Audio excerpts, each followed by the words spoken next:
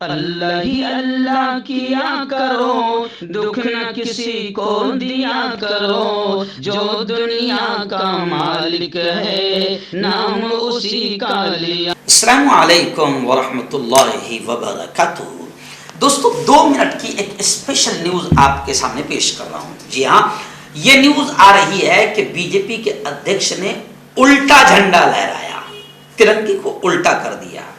आखिर बीजेपी के अध्यक्ष पर मुकदमा दर्ज हो गया, एफआईआर दर्ज हो गई है। कहां का ये वाकया?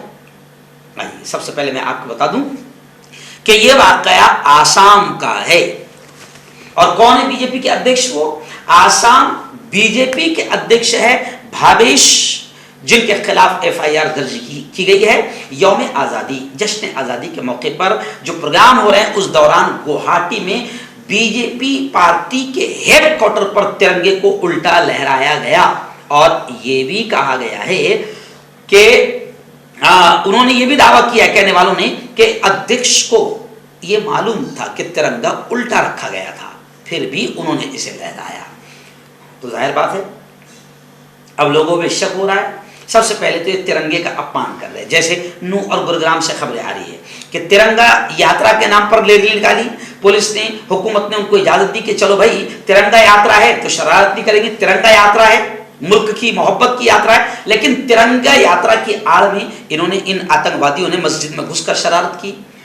तो हर जगह ऐसा हो रहा है। मैंने अभी बताया आपको, गुजरात में भी 2-3 जगह ऐसा हो गया है कि तिरंगा यात्रा की आड़ में शरारत की गई। अब यहां पर भी आसाम में बीजेपी के अध्यक्ष, जिन पर इल्जाम है कि वो इस हकीकत से वाकिफ थे कि तिरंगा उल्टा रखा गया था, फिर भी उन्होंने लहराया। जब झंडा उल्टा लहराने की निशानदेही की गई तो फिर इसकी इस्लाह की गई। लेकिन इस वाक़े पर रिएक्शन जाहिर करते हुए ये बातें कही गई है कि पार्टी कारकुनान जो झंडा लहराने के इंचार्ज थे, वो इस बात से बेखबर थे कि उसे उल्टा लहराया गया है। इसकी वजह से हमारे इल्म में लाए बगैर उसे उल्टा कर दिया गया, ऐसा अब अध्यक्ष का कहना है।